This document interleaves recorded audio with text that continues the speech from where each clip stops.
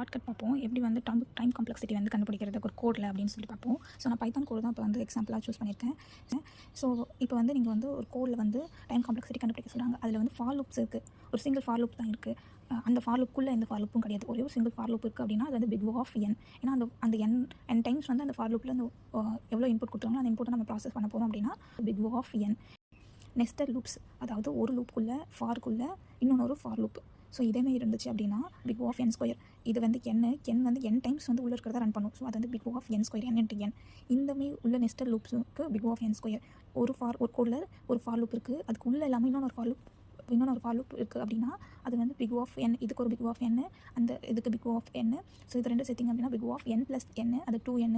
So அது வந்து ரிசல்ட்டாக big of என் தான் வரும். ஸோ 2ன்றது வந்து நம்ம சின்ன நம்பர், அதுக்கு சின்ன நம்பராக இருக்கிறதுனால அதை நம்ம கான்ஸ்டன்ட் நம்பரை ரிமூவ் பண்ணிக்கலாம். இது வந்து கான்ஸ்டன்ட் டைம் வந்து எடுத்துக்கிறதுக்கு நிறைய எக்ஸாம்பிளுக்கு இது கான்ஸ்டன்ட் டைம்.